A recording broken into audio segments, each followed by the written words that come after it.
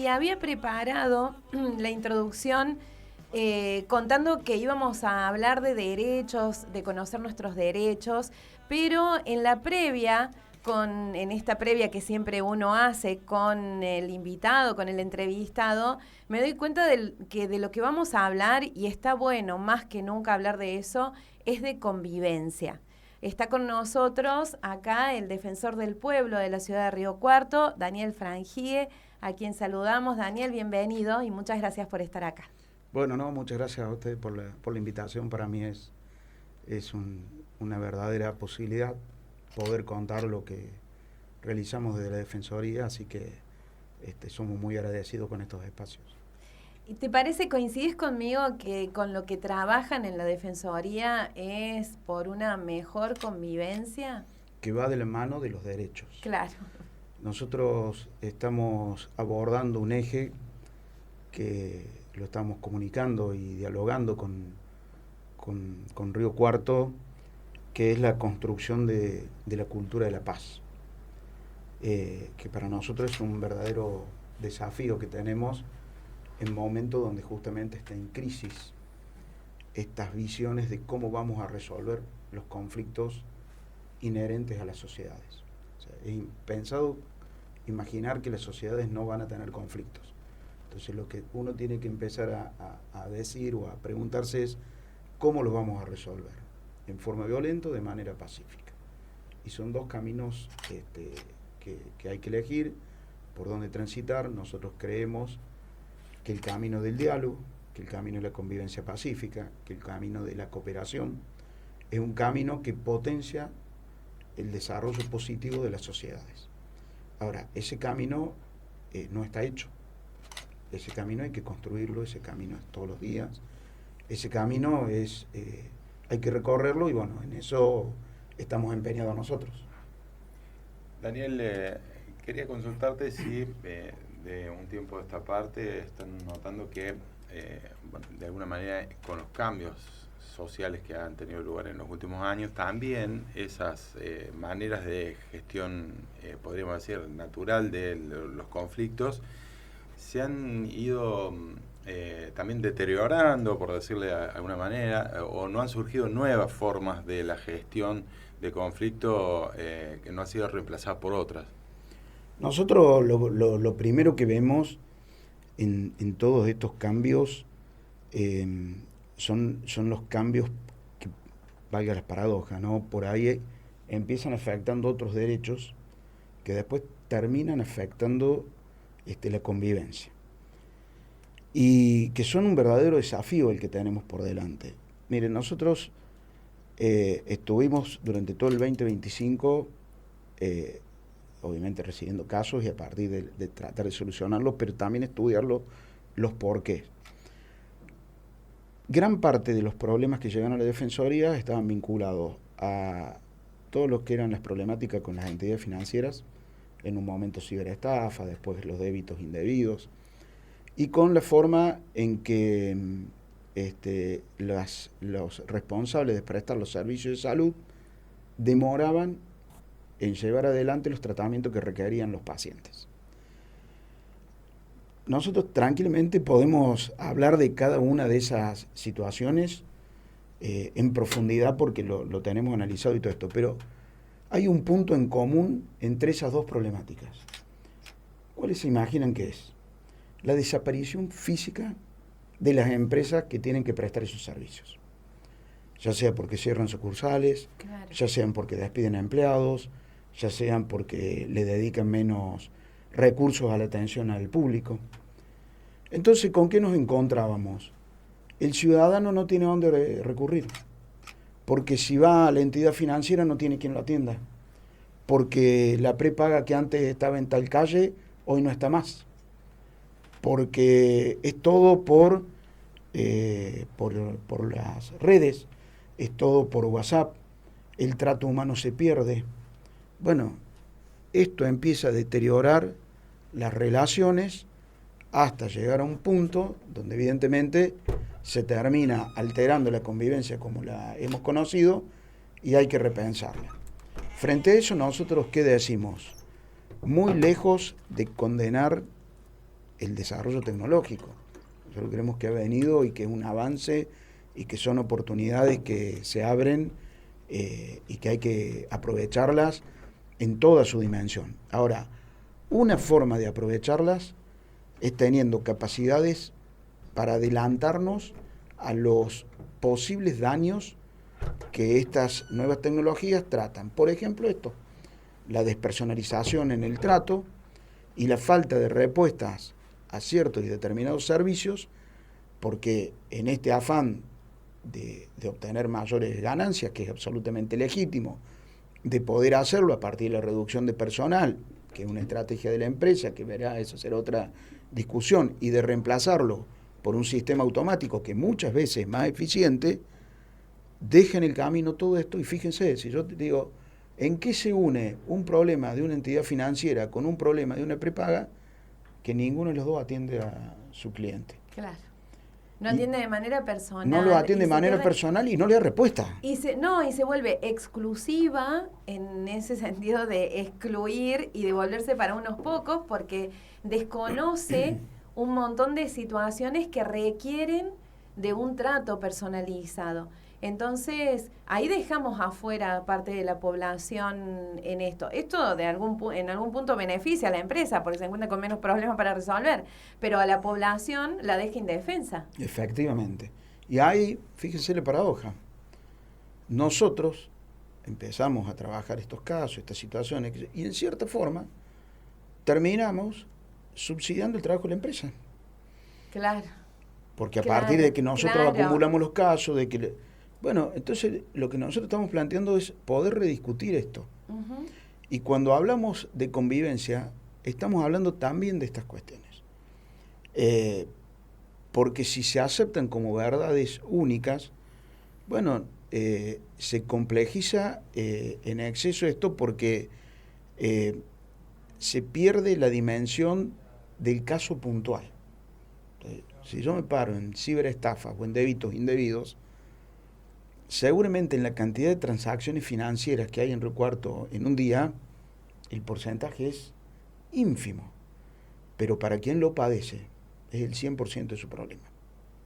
Totalmente. Y ahí tenemos un ciudadano, y ahí tenemos un ser humano que porque el banco se le adelantó y le descontó la tarjeta de crédito antes del vencimiento, lo dejó sin su dinero. Que no era dinero del banco, era dinero de ese cliente que lo tenía en custodia el banco. Y el banco hizo un mal uso de esa custodia. Y ese cliente no tiene dónde reclamar. Porque cuando va al banco ya no está más el empleado del banco que lo atendía personalmente. Ahora es el 0800, el mande el WhatsApp, mande el... Bueno, esto es todo una problemática. Y cuando yo no lo veo, cuando yo no lo tengo, cuando yo no entiendo... porque no lo puedo ver al ciudadano que tengo al frente, se van perdiendo lazos de empatía. Hace poco tiempo hicieron una presentación, un informe, un relevamiento sobre el juego, las apuestas online, en conjunto con la universidad, con la Facultad de Economía, la Defensoría.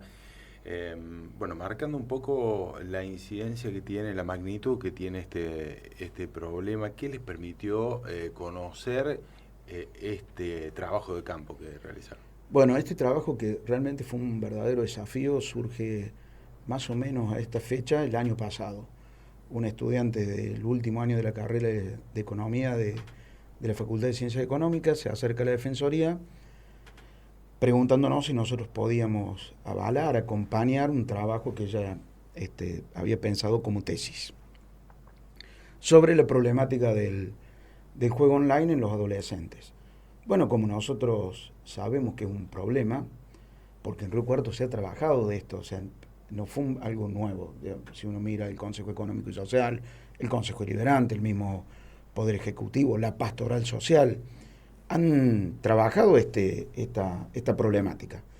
Lo que nos ofrecía esta estudiante y este estudio era un nuevo modelo de investigación que se hace en pocos países del mundo, vinculado a la teoría del comportamiento, a la economía conductual. Entonces ya no era solo un estudio donde se le iban a hacer preguntas a los estudiantes, sino donde también se iba a estudiar el comportamiento, qué es lo que motivaba a tomar ciertas y determinadas decisiones. Porque eso nos iba a permitir también otras estrategias de análisis para poder frenar esto que a priori se presenta como una amenaza. Bueno, las conclusiones fueron interesantes. La primera es que no estamos en una situación de alerta ni de alarma, pero sí en una situación donde hay que poner los ojos en el tema. 1 de cada 5 adolescentes, varones, son propensos a conductas problemáticas con el juego. Entonces ustedes me dirán, pero eso es algo para alertar. Esa parte sí. Lo que es para trabajar es que esa conducta no es una conducta innata. No está en el accionar de cada uno de ellos. Están motivadas por estímulos externos que debieran corregirse si se trabajara el tema en materia legislativa y en materia de capacitación. En materia legislativa, con dolor hay que decirlo, ha perdido fuerza de ley hace unos días atrás un proyecto donde regulaba, por ejemplo, todo el tema de las publicidades para el juego online. Entonces, todos los estímulos que reciben nuestros adolescentes son estímulos que favorecen el juego. Bueno, esto hay que regularlo, hay que cambiarlo. Si mis ídolos, si deportivos, si los influencers estimulan mi comportamiento para jugar, y bueno, es muy probable que termine jugando. Pero si además las formas en que las plataformas me presentan el juego no me advierten sobre los riesgos que estoy corriendo, también voy a seguir jugando. Entonces imaginemos que en vez de decir, Leonardo, gano tanto, me apareciera un cartel que me dijera, llevas perdido tanto. Si en vez de decirme, Susana, gano tanto, me apareciera un cartel que me dijera, hace 2 horas que no estás con tu familia, hace 3 horas que estás jugando y no estás con tus amigos. O sea, son estímulos absolutamente diferentes que te atrapan o te expulsan. Cuando hablábamos fuera de micrófono, hablabas de algo que me parece que es fundamental también, no sé cómo se trabajó en este estudio, que es el entorno. El entorno en el que esto se da. Cuando nosotros presentamos, la primera vez que trajo Leo la noticia del resultado, lo presentamos porque realmente se nota eso, que nos llama la atención sobre un tema, los datos, los números, pero también nos está diciendo que estamos a tiempo de trabajar sobre eso. Y me parece que es la dimensión positiva de este resultado. Ahora, ¿cómo se analizó el entorno? ¿Qué conclusiones se sacaron? Bueno, es muy interesante lo que planteas, porque es tal como lo mencionas. El primer dato del entorno nos muestra que aquellas adolescentes cuyas mamás tenían un nivel de formación más extendido, es decir, llegaban al 3er nivel, eran menos propensos a estas conductas de acercamiento al juego. El valor de la educación, como derecho además. Uh-huh. Entonces, cada vez que se ponga en crisis la educación, también indirectamente estamos fomentando otro tipo de conductas que las pudimos determinar a partir de este estudio. Y después todo de los entornos, que es cómo ayudamos nosotros a las familias. Por ejemplo, una de las estrategias que uno podría tener para disminuir el tiempo de los chicos en la pantalla es a partir del control familiar. Ahora, si ese control se pretende de un control individual, nos va a pasar como ya nos pasó hace tiempo, cuando todos mis compañeritos tienen celular, el único que no tengo soy yo. Bueno, listo. Nos ganaron. No hay un padre que haya sobrevivido a eso. Efectivamente. Claro. Entonces, ahora es, el único papá que me controla lo que yo hago sos vos. Entonces, si uno pudiese construir comunidades de padres que empiecen a cooperarse, que empiecen a ponerse de acuerdo en qué lo vamos a controlar, en qué no, con algunas experiencias que obviamente hay que ir desarrollándolas más, pero que hemos tenido en Río Cuarto. Fíjense esto que pasó con el último primer día. Como a partir de, bueno, juntémonos, articulemos, no los dejemos solos a nuestros jóvenes.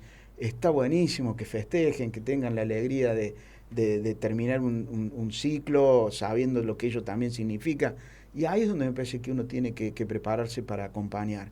Y cuando el entorno no se les presenta hostil, bueno, los resultados son diferentes. Vuelvo a esto es parte de lo que nosotros entendemos la cultura de la paz, la estrategia de la convivencia, el ejercicio del diálogo.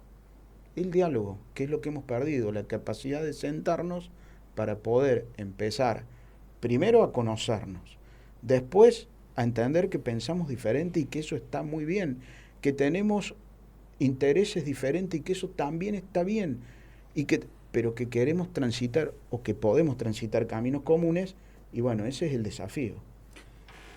Pensaba en algunos ejemplos donde se han puesto límites, incluso en nuestro país algunas experiencias ha habido en jurisdicciones, no son muy numerosas, pero sí hay algunas que están un poquito más avanzadas. Se puede plantear una regulación en el ámbito local mientras se va avanzando con lo que se puede hacer en la provincia, y bueno, ya sabemos que es mucho más difícil plantear una norma nacional, ¿no? Es un verdadero desafío lo que tienen los estados locales. Nosotros también lo vemos desde la defensoría. Nosotros somos una defensoría local y vemos que muchos de los problemas que tienen nuestros ciudadanos son problemas ajenos a los estados locales. Y justamente son los estados más distantes. El estado local, el estado municipal, yo siempre digo que es el rostro humano del estado. Es el primer lugar donde acudimos. Y bueno, y obviamente que encuentra complejidades para poder abordar estas problemáticas que claramente te exceden, porque además cuando uno piensa en un juego online y el correlato de cuando nosotros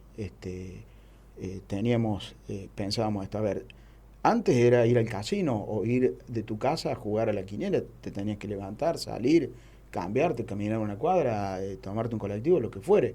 Hoy esto te entra a la escuela, te entra al aula, te entra a tu casa, te entra a tu pieza.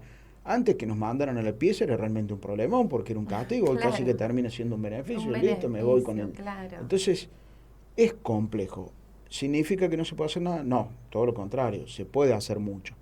Pero yo creo que además de todas las medidas, que inclusive hay una ordenanza ya sancionada acá sobre regulación, donde en ningún espacio público se puede hacer publicidad de juego, donde se controlan cuáles son las páginas que se permiten ingresar. Ha habido avances en la materia. Nosotros anhelamos a que pueda haber una mayor concientización social para forzar la sanción de leyes que nos protejan mucho más del juego online. Piensen en la publicidad nada más. Lo único que quedó del horario de protección al menor es que cada tanto aparece en algún canal que son las 22 horas y te tenés que ir a dormir nada más. Todo lo demás y no que existe. Ya no ha quedado obsoleto porque nadie está mirando la tele efectivamente, a esa hora, está con el celular, o sea que estás con el celular y permanentemente estimulado. O sea, pensemos en los deportes, cada vez son más los estímulos. Si la pelota va a pegar en el palo, si el córner va a ser antes de los 30 segundos, si esto. Es estímulo, y peor, permíteme. Y además, cuando ven que cae un poquito, te regalan plata. 400, tanto, libre para empezar a jugar. Todos los estímulos son para llevarte al juego. Teniendo otra complejidad adicional, el tema de la tecnología, que es que te atrapa. Es difícil entrar, es como un pantano. Y más te mueves, más te chupa. Entonces, vuelvo a esto que decía, muy lejos de pensar a la tecnología como una contrariedad, nosotros lo que decimos es, hay que pararse en aquellos puntos donde se vuelve nociva para corregirlos de modo tal de potenciarla en todo lo que nos brinda, porque realmente hay cambios tecnológicos que son formidables y bienvenidos sean, ¿no? Me parece que el punto está en esto, en promover acciones de reunión de padres para llevar adelante decisiones en conjunto. En Córdoba hay una experiencia incluso tipo escuela donde padres se juntan con otros padres para enseñar algo así, no me acuerdo el nombre de la escuela, pero algo así como hábitos saludables en cuanto a la tecnología. Hay un testimonio de un papá que no había manera que se pudiera comunicar con el hijo si no es a través de un mensaje de WhatsApp, estando en la misma casa. O sea, hay familias que están llegando a situaciones que son muy tristes y que dejar solas a esas familias es terrible. Es importantísimo esto de promover acciones que agrupen a padres para ir todos en el mismo sentido. Efectivamente, porque el desafío es poder visibilizar todas estas problemáticas. Muchas veces se nos vuelven tabú porque es complejo decir que no me puedo comunicar con mi hijo. Y es absolutamente entendible lo que está pasando porque nos llevó puesto un tsunami. Entonces, a la primera reacción, que es el retraimiento, el no me animo a contarlo, el no sé, tiene que venir rápidamente esto otro de poder visibilizar todas estas problemáticas para que nos animemos a hablarlas. Mientras antes nos animemos a hablarlas, mucho mejores resultados vamos a conseguir. Es todo un desafío, porque esto también impacta en otro punto que también estamos trabajando en la Defensoría, que está vinculado a la salud mental.